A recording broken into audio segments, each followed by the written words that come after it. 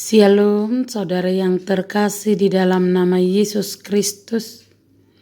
Firman Tuhan untuk kita pada hari ini dari Markus 14 ayat 61. Tetapi ia tetap diam dan tidak menjawab apa-apa. Imam besar itu bertanya kepadanya sekali lagi, katanya, "Apakah engkau Mesias, anak dari yang terpuji?" Demikianlah firman Tuhan.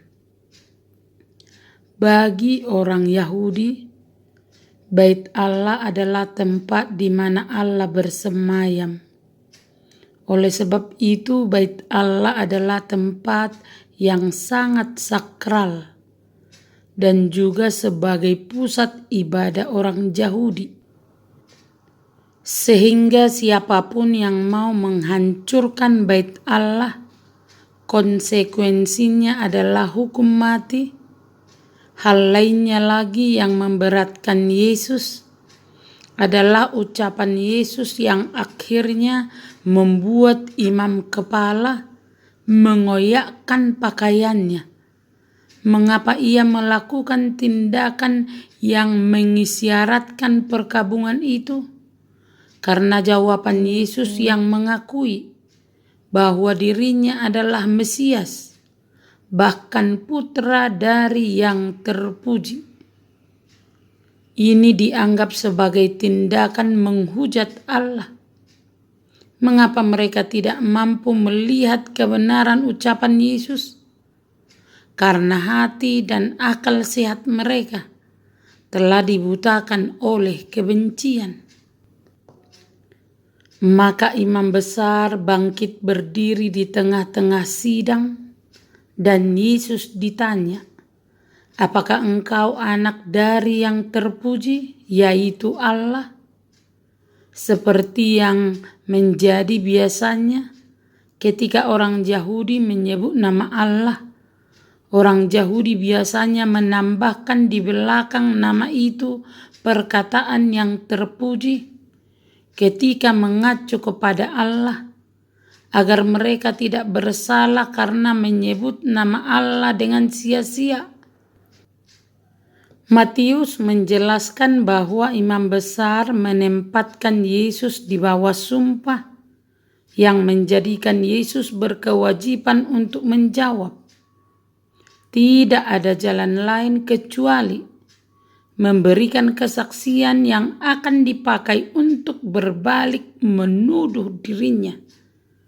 Imam besar mencoba untuk membuat Yesus mendakwa dirinya sendiri. Tetapi ia tetap diam. Ini adalah penggenapan dari Yesaya 53 ayat 7. Dari proses pengadilan Yesus ini kita belajar tentang beberapa hal. Yang pertama, apabila suatu upaya mencari suatu kebenaran dilakukan dengan suatu prasangka buruk atau dengan perasaan benci dan dendam, maka akan sulit melihat secara jernih suatu persoalan. Yang kedua, jika suatu upaya mencari sesuatu keadilan telah dicemari oleh suatu prasangka buruk terhadap sesama, maka keadilan bisa dihempaskan, lalu kebencian dan dendam dipandang sebagai suatu keadilan.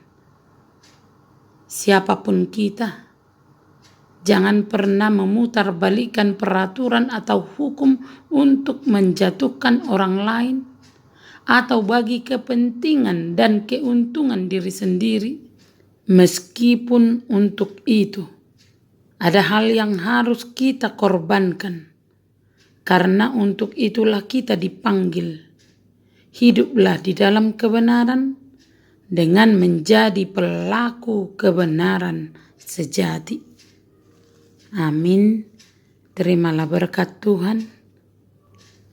Kasih karunia dan damai sejahtera dari Allah Bapa kita dan dari Tuhan Yesus Kristus menyertai saudara sekalian.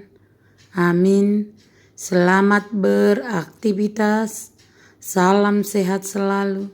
Tuhan Yesus memberkati.